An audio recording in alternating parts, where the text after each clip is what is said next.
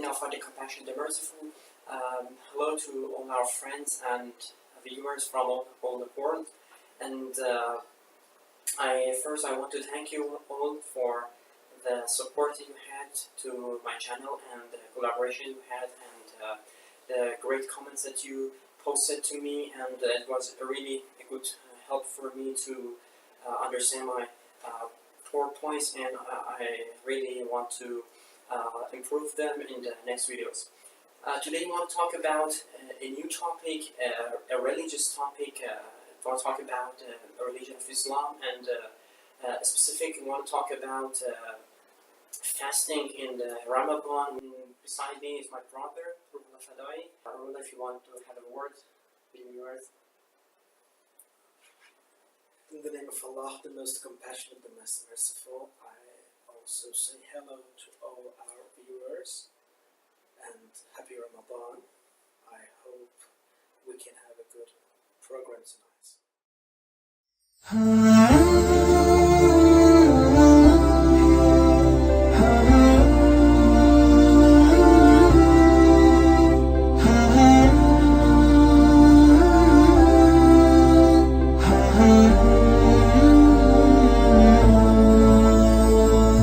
يا نور الهلال أقبل تعال فالشوق طال والقلب سما نحو السماء مترنما لا تنقضي أنت للروح دواء رمضان يا حبيب رمضان ليتك دوما قريب.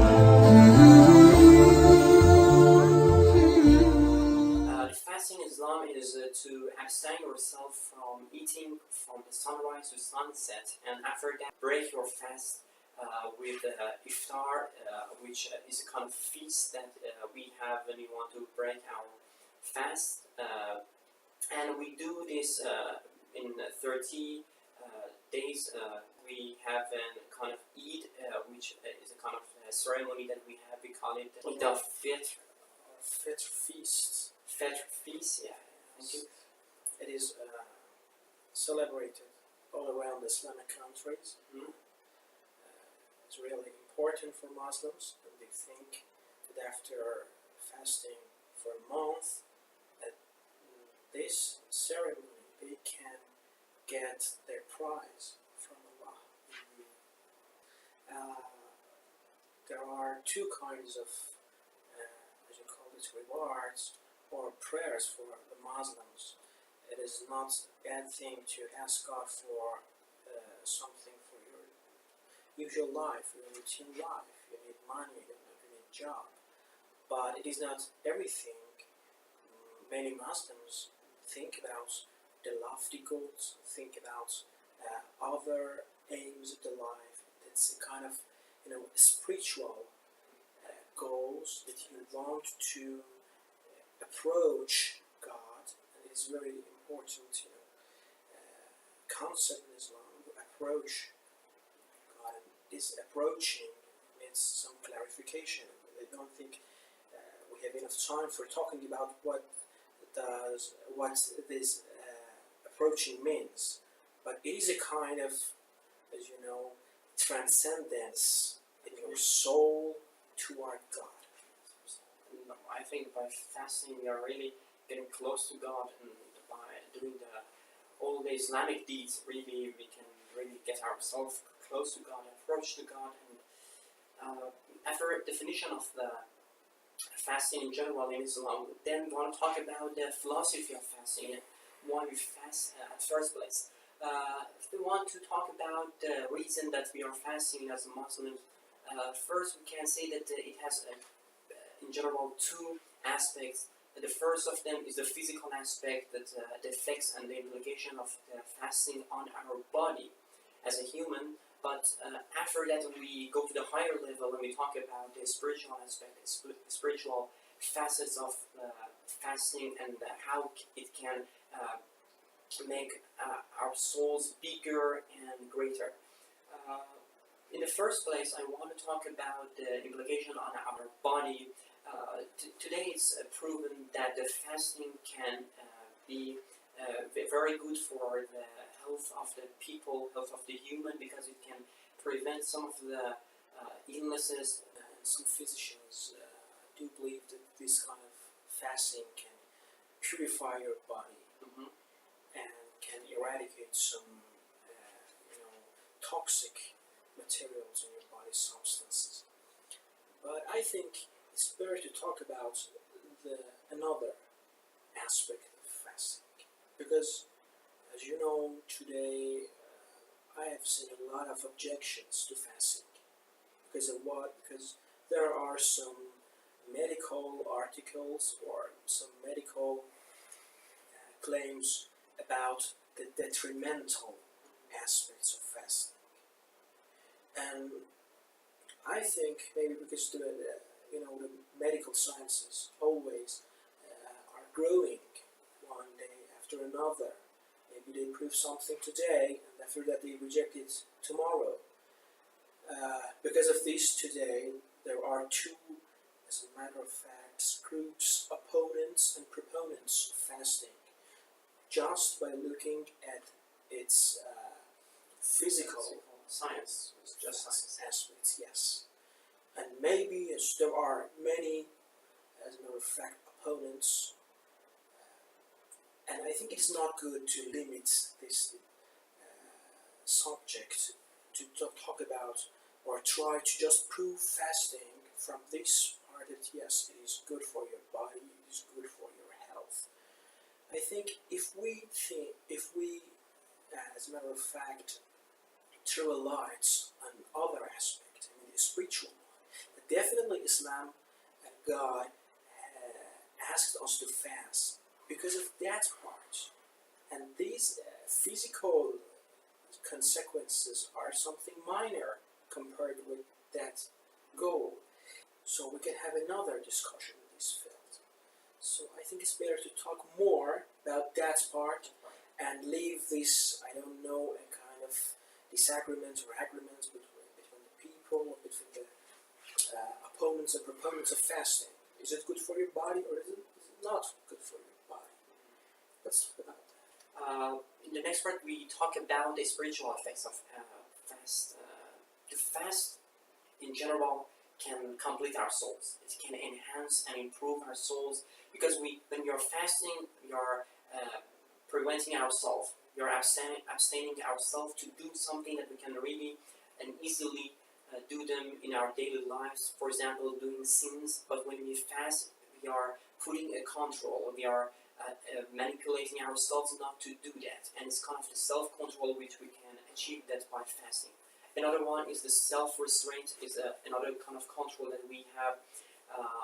We had in our Holy Quran and other books that holy books that we have. That one aspect of the fasting that really can make it practical for our life is not to approach the sins in Ramadan, and then it can continue in our life along the year. As you told us, our viewers, it's very important. You talked about self-control. In Islamic context, we call it taqwa. What is taqwa? Maybe we can translate it, the piety. What is taqwa? The literal meaning of taqwa is what? Is keeping yourself. It is from the root waqaya, waqaya. Waqaya in Arabic means to keep, to protect yourself against something dangerous, against the things that will harm you. It is quite the meaning taqwa. It's all self-control. You control yourself. You keep yourself away from the things that are dangerous for your life, especially for your spiritual life. In Ramadan, we try to get ourselves far from some materialistic aspects of the life. As you know, a human being cannot live without eating. One of our primary needs is eating. Very important. We need nutrients for life. It's enough not to eat for about a few days. Definitely you will lose all your power. God asked us to fast to, I think, tell us that human being, you can keep yourself away. It's better to keep yourself away from this material aspect. And when you get away, but special, it is limited for a few hours.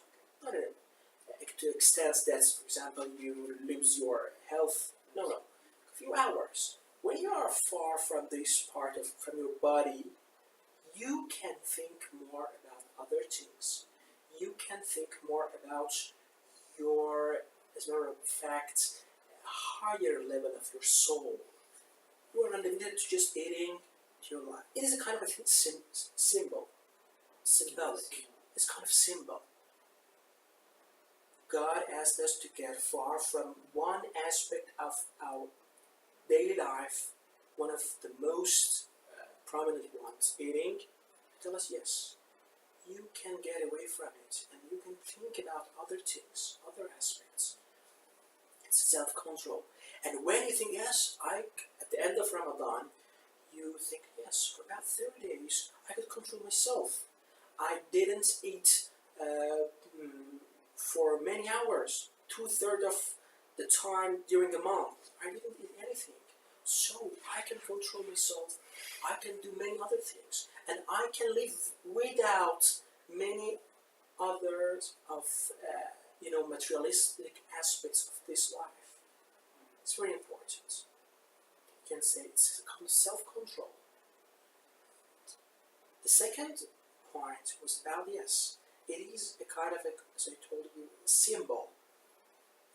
And then when you fast, you can think about other things.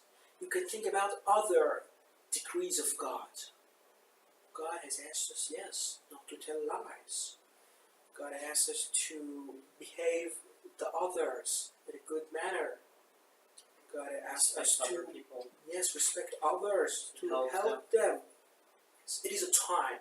So Ramadan in Islamic societies is not just a month for abstaining eating. No, it is a time. It starts with eating, and then most of the people in Islamic societies can think about other values, about other good deeds they can do in their life.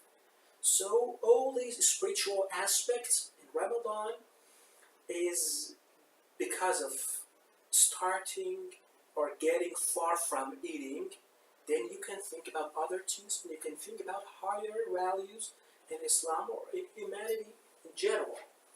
Great, as my brother pointed out greatly, I think that people in the modern countries and modern society that we have, especially the Western countries, are seeking desperately for the faith, for the spiritual aspect of love, but many of them can't find that because I think they are digging the wrong hole. But I think the Ramadan is a very great opportunity, especially for the Muslim who believe in that they are really getting the key from the God, how they can raise their soul, how they can purify it, and I think it's the best opportunity for everyone to at least one time experience it.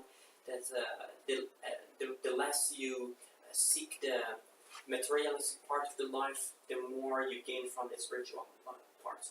One of the things that now Islamic texts can find about the philosophy of fasting is that yes, a person who fasts can think or will remind the thirst and the hunger, the thirst and the hunger of the day out and hereafter. When we depart this world, then as it is demonstrated in Islamic text, all the people are in a very hard situation, very severe situation.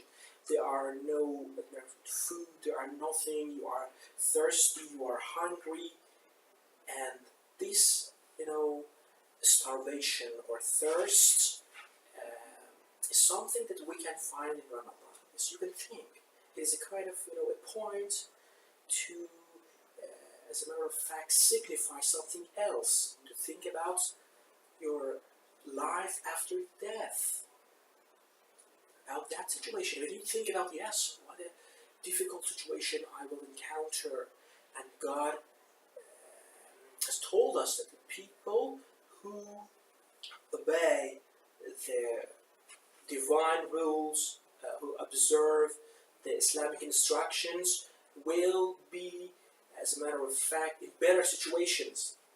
They will have a good life after their death and hereafter, and they will maybe sometimes will not, as a matter of fact, tolerate such starvation or thirst. It is time to think about these aspects of our life. So I think the core message or the core of all this fasting is thinking about your real existence. Your real existence. Who am I? Who am I? This is a question. Then you try to find, you think of yourself. When you are asked, God asks you to recite more Quran, think about it. So, or you will take part in different ceremonies or religious rituals. You just think, all the things will remind you. You are from, as a matter of fact, a divine scope. You are from, it's better to say, you belong to somewhere else. This materialistic world is not your permanent place. You belong to another world, to a better one, to a very lofty one. So Ramadan will remind you all these points, to be more profound, to think about the value of yourself and not to sell yourself cheaply. It's very important point. My brother just pointed out. And yes, when I want to recite a poem, so I just think of that, is that as my brother told, that it's not our place in this world, just to think about that and then think that we are belonging to a greater and the holier and loftier life, which is after our death and the hereafter.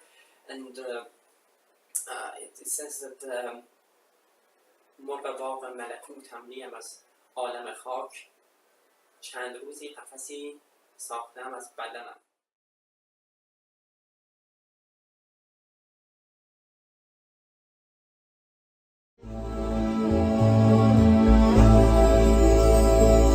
فيك الحب زاد عم العباد يا خير زاد رمضان يا شهر القرآن فيك أذوق حلاوة الإيمان لا تنقضي أنت للروح دواء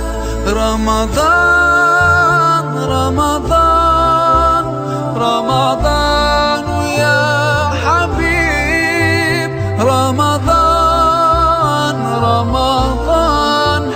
ليتك دوما قريب.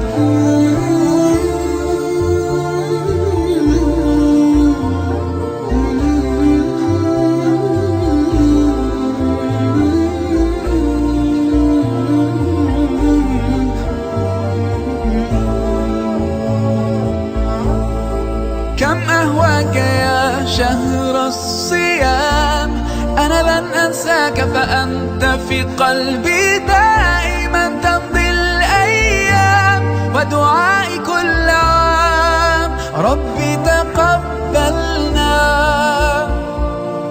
يا ربي بلغنا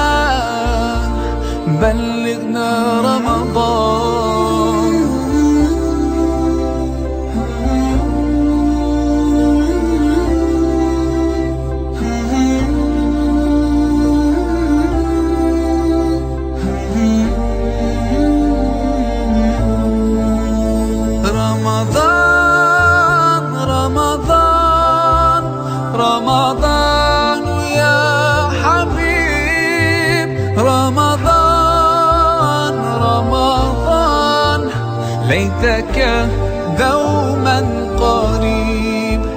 رمضان رمضان رمضان يا حبيب، رمضان رمضان ليتك دوما قريب، ليتك